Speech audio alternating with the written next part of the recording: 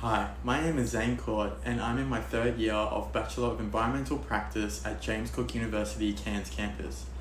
For my placement, I was given the opportunity to work at CSIRO's Land and Water facility, which is based in Cairns. For my placement, I worked on Mondays and Wednesdays starting at 8 a.m. and finishing at 1 p.m.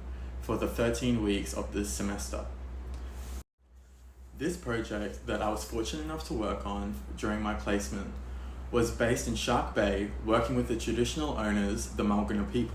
The reason why this project has such an importance is because Shark Bay area is such a shallow region and is heavily impacted by various climatic factors.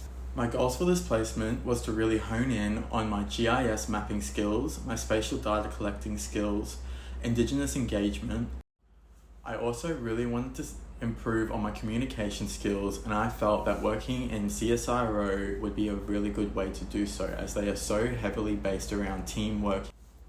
By working at CSIRO during my placement, I was able to fulfill these goals with various tasks that I was given.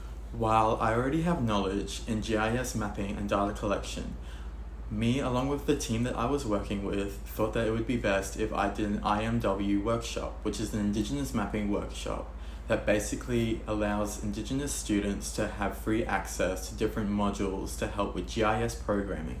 By doing this workshop, it allowed me to understand how to filter out different data sets, create graphs, and apply them to GIS work.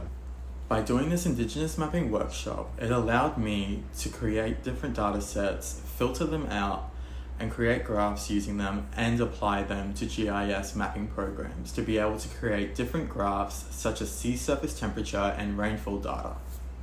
Once I had done that, the team that I was working with decided it would be best to create a directory for the team to access, which showed various climatic data sets for Shark Bay, and so that they could apply them, and when engaging with the Mulgana people, they would be able to ask them what different data sets they would want to be able to see.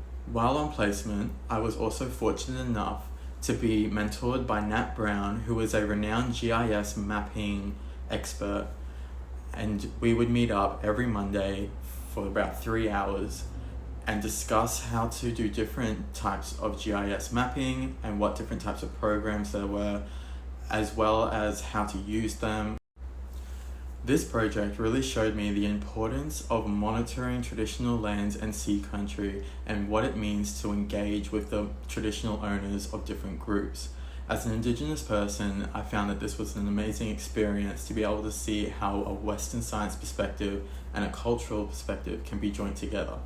While this was an amazing opportunity for me to do, one of the challenges I faced was being able to understand the different language used when talking about GIS, and being able to apply that to different maps and understand how the actual program works.